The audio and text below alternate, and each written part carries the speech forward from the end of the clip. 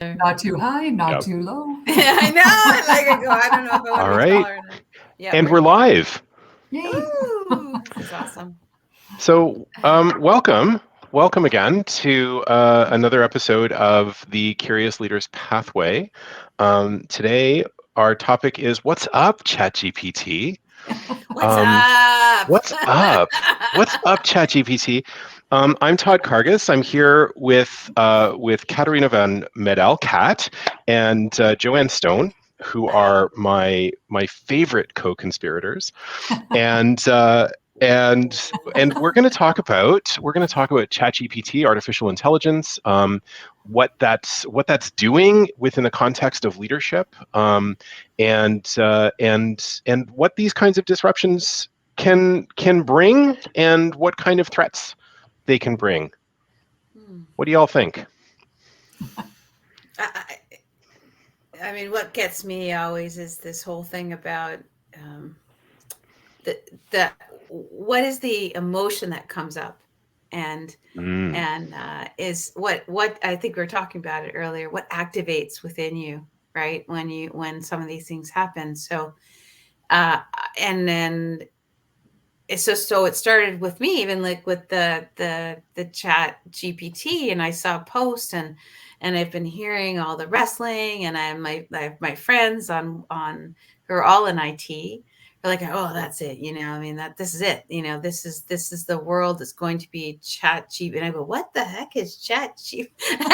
And then it's writing up my friend's I think he had a purchase order or a work order statement or something like that, where he got Chat GPT to do. And so I got curious about it, but it was also kind of like I was scared in a way too, right? Hmm. Because it's this new thing, right? So which I think that's what it stirred up some emotions, and then it was just like, okay, now what do I do Mm. about it, right? So it sort of like puts me in motion of, I don't like this feeling. And it's funny, I don't know if we were talking about this before, but when you're uncomfortable in something, no one likes to sit in it for too long, right? So Hmm. and so we tend to want to do something with it, right? To tend to like squish it, transform it into something that's more pleasurable or whatever. So I think for me, it gets into this whole aspect. I transform it, and then I go, well, what is the good about this? What's the positive about this? And Mm. so so I've been watching different posts and stuff like that, and so I've been flipping it around, and so it's got my, actually, the Curious Leaders Pathway.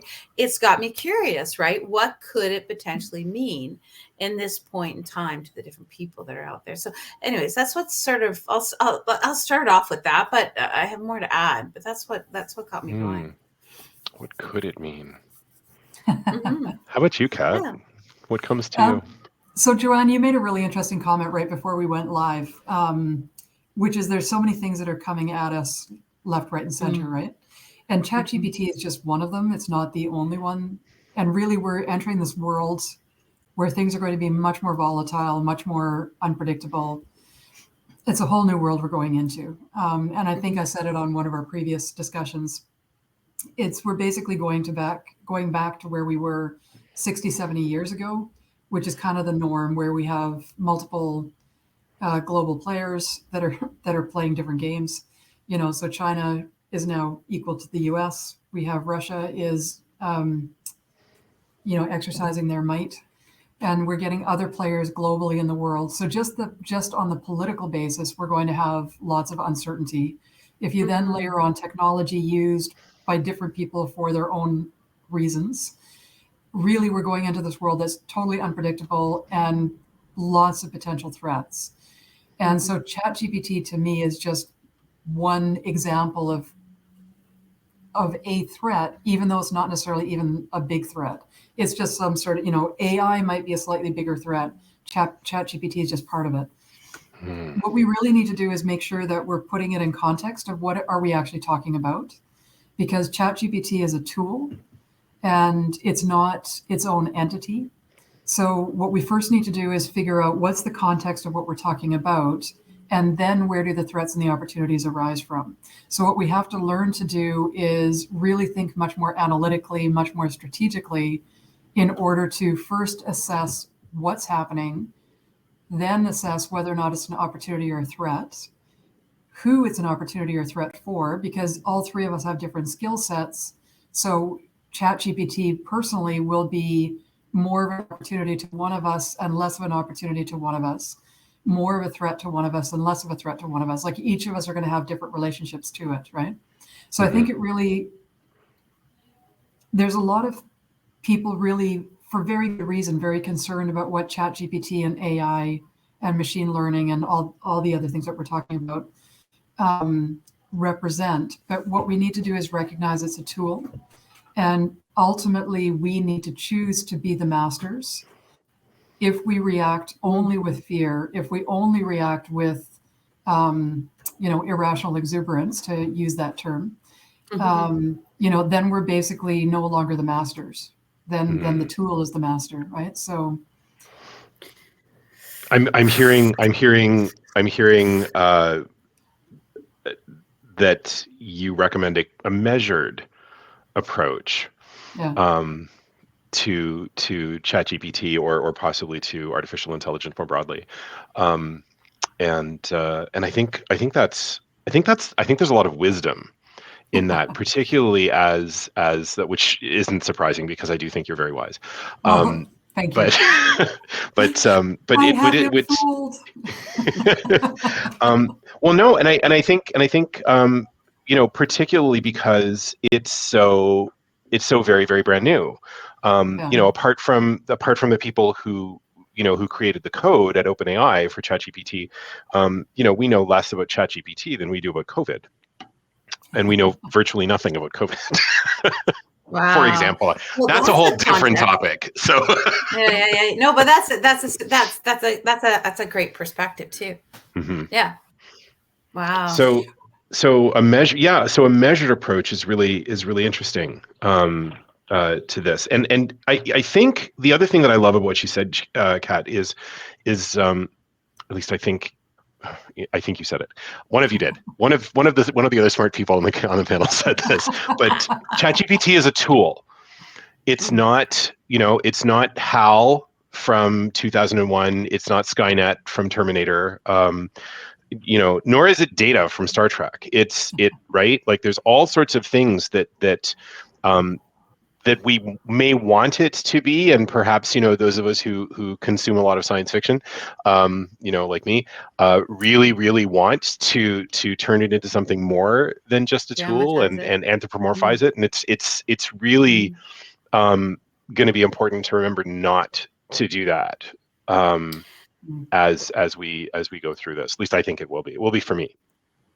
The one thing that's coming up for me is, I think, and Kat, you started to talk about it too. There's we can come from two places, from fear or from love, right? So you can take the perspective of having this as a fearful thing and then respond to it, or you can respond to it from the love side of it, and then where does it take you to, right? So it's not that I have to love ChatGPT, but there's something about it that we can source out something there. And what I kept on thinking when you guys were talking is that during World War I, all the wars, there was people that looked at wars as just as opportunities. They made huge amounts of money off of them, right? They just went, okay, this is a situation. This is what's going to happen. This is what I need to do. I'm in the Band-Aid business, right? Like it was just like they opted into places where they could look at it and seize an opportunity out of it too, right? Like, not saying it's a great thing to capitalize on people's pains. I'm not trying to reference that either, but people will look at these things and they'll flip it around in a way where they can see it such that they create an opportunity from it, right? But I guess maybe the one thing I think, Kat, you're coming along this too, is there's the individuals in terms of what we do with it, right? And but then if you're on a team and you have different perspectives, and we're talking about, I know this is Chat GPT, that was the sort of the disruptor thing, that disruptor tool.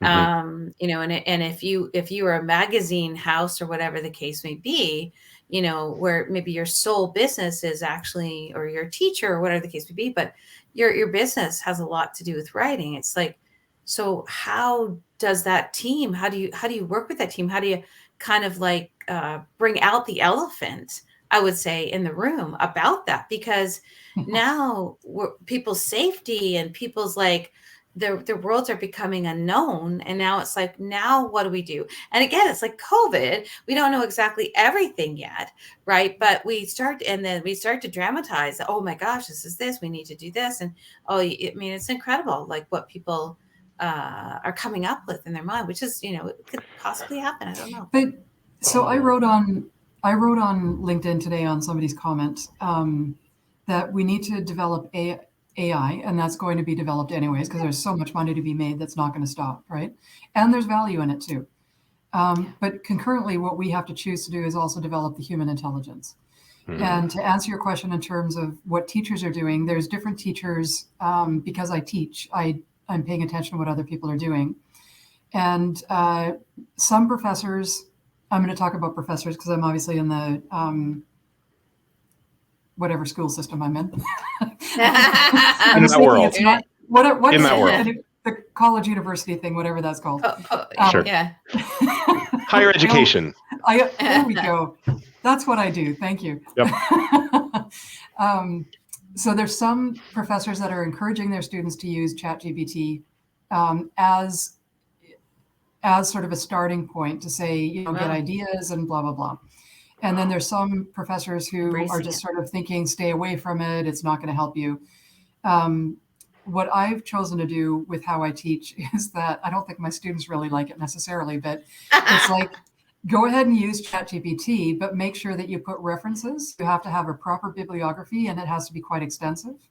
And you also have to do citations through the whole paper. And I've run this through the administration so that I'm actually protected in doing this.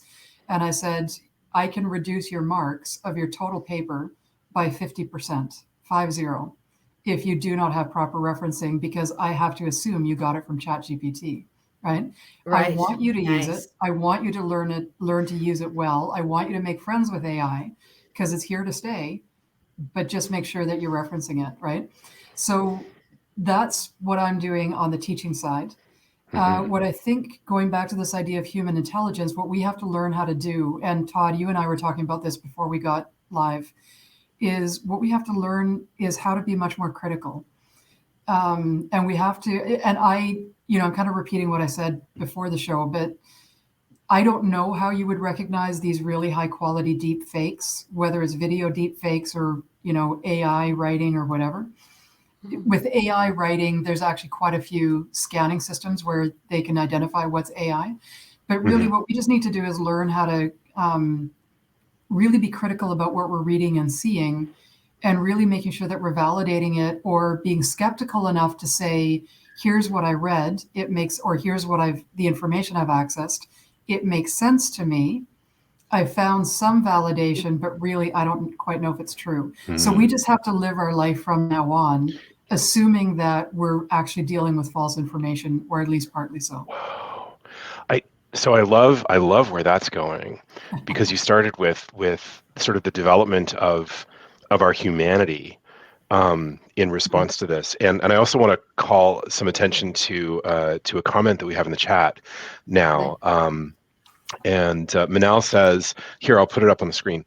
Yes, yeah. But Manal says, that I love that, approaching ChatGPT from fear or love, foe or friend, right? And that's there's what came to me when I read the comment and when I was listening to you guys, to you two speak, was the opportunity here as we deal with ChatGPT or other AI is really it's another opportunity to get really in touch with our emotions, isn't it?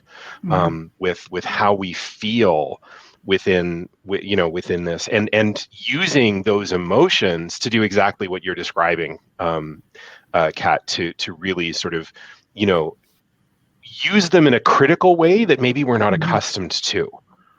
Yeah. Oh, that just came. What is it? Does that land? Does that land with you too? Big time. Yeah. It's the I really do think that you have to kind of go inward to kind of go, ooh, that's interesting. Mm-hmm. What is that about? And I do think there's this aspect of actually feeling into what that is. And I will tell you that the very first thing that when I saw the whole comments around ChatGPT and everyone was going into, well, the teachers can use this tool and therefore, we can see whether or not there's plagiarism. Like there's all this stuff, like there's going to be a tool that's created in the whole thing. Mm-hmm. And I had to sit back from all of this because I think this is a great opportunity. And I know we have to deal with the here and now, but when I look back, because I'm like this big wide thinker too, like I look at it and going like, we created papers at a certain point in time in the world to do something. It stood for something because I make up that it was more effective and efficient to get the whole class, because we want to teach classes of such a size, to give us a paper so that we can validate that they're learning. Well, maybe the problem is the class size is way too big, right? And that maybe what we really need to do is interact with our students more, and we need to be able to display it in a different way other than writing, right?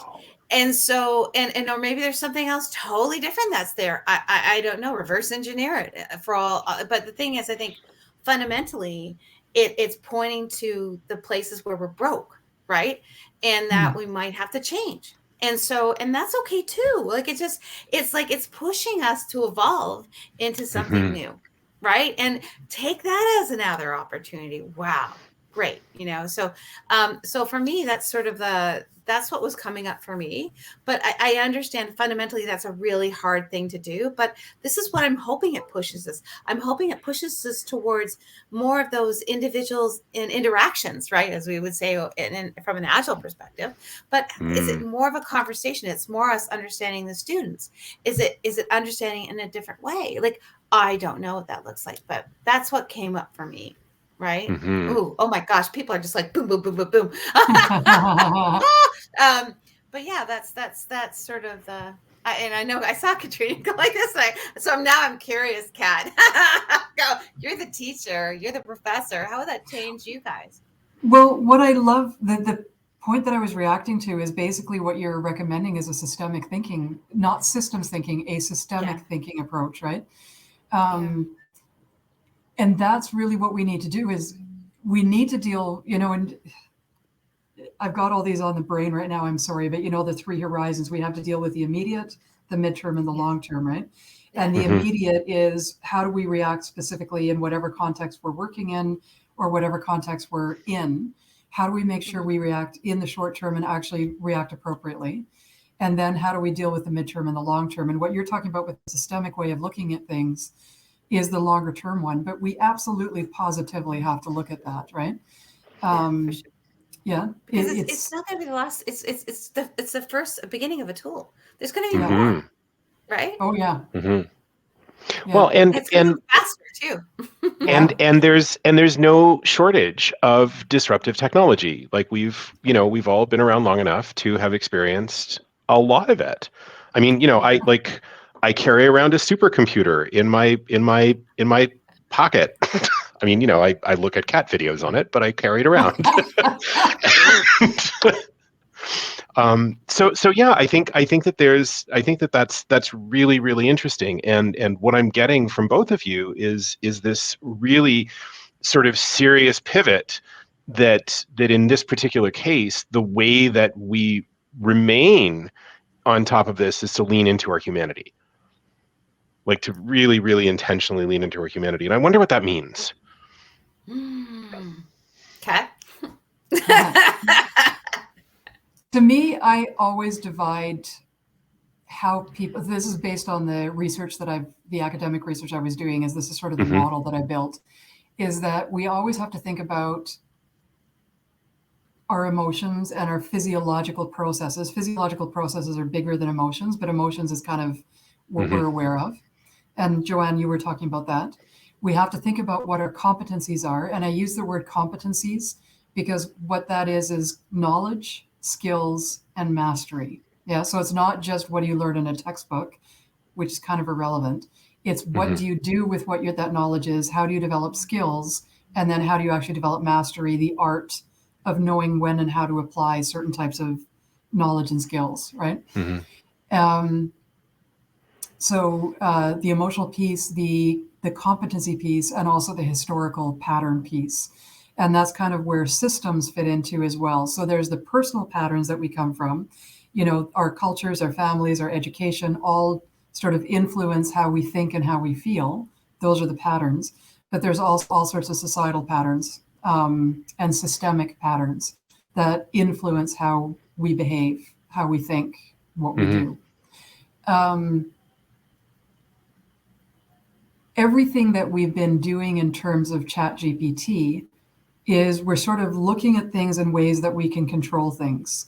And we're no longer in that world anymore. We can't control things. We now need to be much more reactive in reactive in a proactive way, which kind of sounds weird, but we have to recognize we're always, we're always going to be on our back heels now, but we don't actually have to be surprised by things.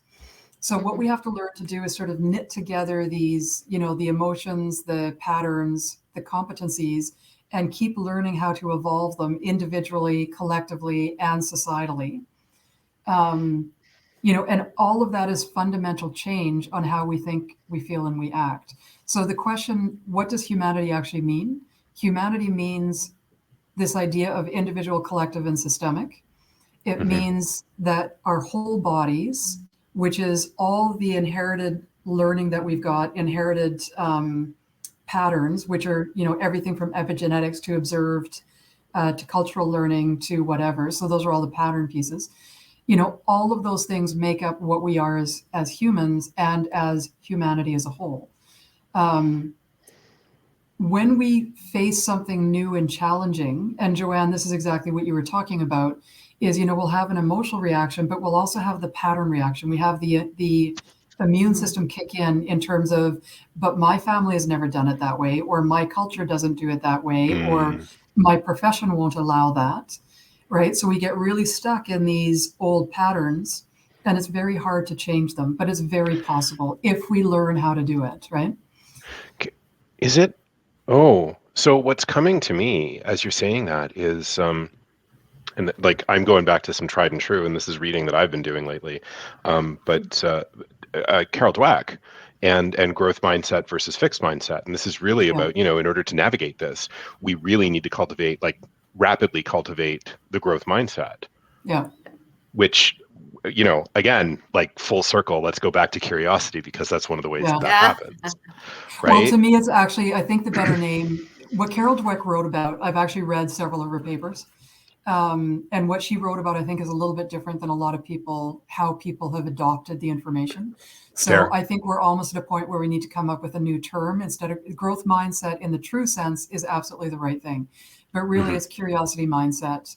It's entrepreneurial mindset. It's the uncertainty mindset. It's really learning to embrace and dance with uncertainty and really learning to have fun with it, right? So I grew up in a place in Western Canada where we skied a lot. And we skied, there was a group of us that were just stupid. We were joking, we were together at a funeral. And at the funeral, we were kind of joking and saying, how did we all end up here, with no serious injuries, no deaths, because we really skied on the edge. And it was really fun because we were good enough at using this word self-efficacy, which we talked about last week or last time we were on the call. We knew that we could sort of figure our way through whatever we were going to ski into. And it was unbelievable uncertainty, but it was so much fun. Like, you didn't know what the snow conditions were going to be. You didn't know if there was like trees under the snow. You didn't know if there's snow was going to give out on you. You didn't know if you're going to fall off or jump off a cliff. It really was intense uncertainty. And when you learn how to dance with that, and you know that you've got the skills, the self-efficacy to figure out how to solve the problems, it gets really fun. And that, to me, is what growth mindset really is. It's not exactly how Carol Dweck talks about it, but that's the curiosity mindset. That's the uncertainty mindset. I don't really care what word we use. All of it is basically dancing with emergence. Yeah. Well, and if you know, and if if it weren't for uncertainty, our lives would be pretty boring. Um, so So, can I take it? Can I take us go. back a bit? Yeah, Is that let's do okay? it. So because the one thing that you're talking about when you're talking about humanity and Kat, I love how you're starting to go, it's the individual, it's a collective, it's a society. Where I start to be really curious about right now is when we're in the world of more disruptions, right? Mhm. All the time. ChatGPT is one of them. COVID's another one. We've got all these disruptions which are coming around, and the systems that we're in aren't used to those types of disruptions. They're not set up for disruptions. The majority of them aren't. So where I start to get curious is, what are we doing as individuals with the collective and so forth, right? That, will take us into that step of working with the society and working with the collective, Mhm. right? To start changing their perspective and opening up to fundamentally change the way that we're doing things. Like, for example, like teaching, for example, if we wanted to Mhm. fundamentally change that, like we have to have a way such that we can change the system rapidly and be open to it, right? We talk about Mm. growth. I don't know if there's a growth mindset of a system, but that's what essentially we need to do. But I think a lot of it starts with us. So it's recognizing that as a teacher, as is this, or as our team, or whatever the case may be, we fundamentally recognize that what this is going to do is this, right? And here's an opportunity. It is this. And so then it gives us the ability to speak to the system or whatever we're in. So if it's the Board of Toronto, talking to them to go, hey guys, we need to be able to work with this because this is just the first one. There's going to be more. So fundamentally, how can we shift this with what we have? Like, these new technologies are going to keep coming like crazy. We know that's going to happen. It's never going to stop. Our systems are too fragile. Is that the right word? Yeah, I think they're just too rigid, right? That it doesn't allow for these changes so quickly. Mm. Although COVID has warmed them up a bit. That is true. Right? That is true. Yeah, but what else? What else are we doing? Which is kind of a Yeah. neat, in my mind, it's exciting because Mhm. it is going, and it's going to our local stores. It's going to, Yeah. this thing is just this is an example of disruption, guys. So how can we set you up as, this local community or wherever, or corporation, so Yeah. that we can support these things, which I think is what we've been doing a lot in our transformation business. But now it's becoming more real, Well, very real, right? and local communities can have global impact that way too, can't they? Yeah. And I think True. that's really exciting. Yeah. We've got a couple minutes before we have to wrap up. So Oh my gosh. I know, right? This half hour flew. Final thoughts. Todd, do you want to jump in? Because you actually haven't had a chance to say very much. Well, no, it's okay. I'm really enjoying the conversation. So what I will jump in with, and I'll try to do this some justice. There's a comment that's been in the chat for a little while. Manal, you mentioned that you were thinking about connections to activism, and what came to me when I read that was it just seemed so pure and good, and the emotions that I had around ChatGPT when I started this conversation were, I'm gonna admit, I'm AI. I am cautious and not cautiously optimistic about AI. But hearing this and really the way that it works, and really all of activism is well, much of activism, at least the ones that I participated in, right, but improving humanity. So I think that there's some opportunity there, and I'm really curious to see how that all comes up. So that's I'm gonna leave it at that for me. But over to you two. Who would like to go first? Final words. I'm going to build on your activism aspect of Awesome. it, and I really think this is evoking in me aliveness, right? Oh, I love that word. And and Mhm. I think that's a good thing. I think it's a good thing to feel alive, right? Mhm. Yeah. And Mm. choosing, the key thing is the choosing piece. So I'm just reading what Bruno wrote. Yeah. So Bruno, thanks for that contribution there. Um, that basically since the Industrial Revolution, there's been dehumanizing. And I think Yes. we've allowed that to happen. And it's not like any one person could say stop and stop Right. the machine. But what's interesting is, for a variety of reasons, we now are in a place where we can choose to be rehumanized, to go back to love, to go back to connection, right? Mm. We have to be very conscious of what ChatGPT and the other disruptions are going to do, because they will definitely bring threats. But at the same time, they also will bring us opportunities as well. And the more that we can embrace that and dance with it and really have fun with it and explore and figure out what is possible, I think the more that we can create. And I mean, it's not to be Pollyanna, because there definitely are real and Oh significant yeah. threats. Yeah. Mhm. But Absolutely. if we protect ourselves against that and focus on the opportunity, I think there really are some amazing opportunities that we Yeah. don't even have a clue what they're going to be. And I think exploring sort of real ways to create that protection. Mhm. That might be another talk. Oh, I love it. We're at time.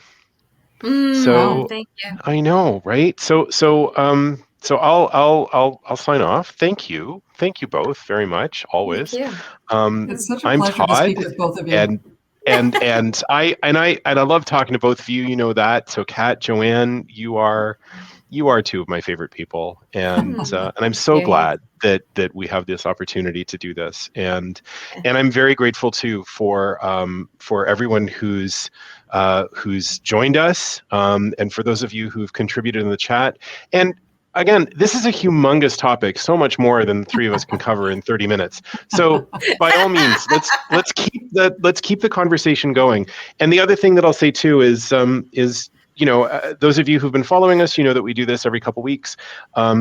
If there's something that you'd like to hear about, or if there's a topic that you'd like to see discussed, then by all means. And if you'd like to join us, then let us know, because we're not the only people with opinions, and we'd love to talk about that too.